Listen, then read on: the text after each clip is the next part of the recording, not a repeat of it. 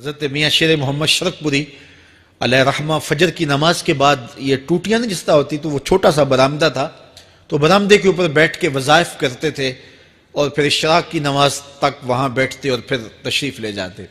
گرمی کی شدت تھی تو حضرت فرائض کی ادائیگی کے بعد وہاں چلے گئے، تو نمازیوں نے آپس سے مشورہ کیا کہ یار حضرت کو عرض کریں کہ بارش کے لیے دعا کی جائے۔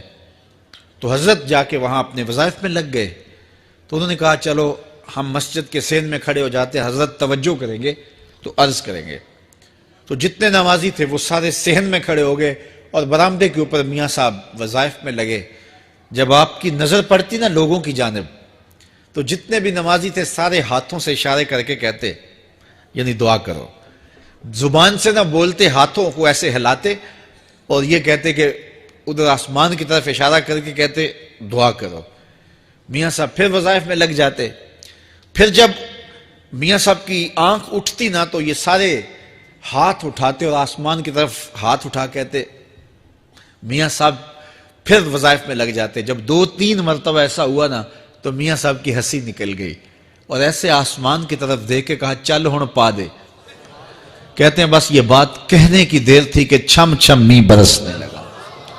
تو جب کوئی حضور کا ہو جاتا ہے تو رب اس کو اپنا محبوب بنا لیتا ہے۔ تو حضور کی محبت خدا کی محبوبیت کا ذریعہ ہے، اس لیے ہمیں حضور کا پیار اپنی روحوں میں موجزن کرنا ہے، حضور کی محبت اپنی روحوں میں اتارنی ہے، اور محبت اپنے تمام تر تقاضوں کے ساتھ جب روح پذیر ہوگی تو پھر ہمارا انداز زندگی بھی سنور جائے گا، ہماری آخرت بھی سنور جائے گی۔ محبت کے من جملہ تقاضوں میں سے سب سے بڑا تقاضا محبوب کی اطاعت ہے کہ بندہ جس سے پیار کرتا ہے اس کی بات مانتا ہے۔ یہ ہے دعوی محبت کا ثبوت، اس کی دلیل۔ اور حضور کے صحابہ کی زندگیاں دیکھیے کہ انہوں نے حضور علیہ السلام کے ساتھ کیسے پیار کیا، حضور کی محبت میں اپنی عادتوں کو بدل دیا۔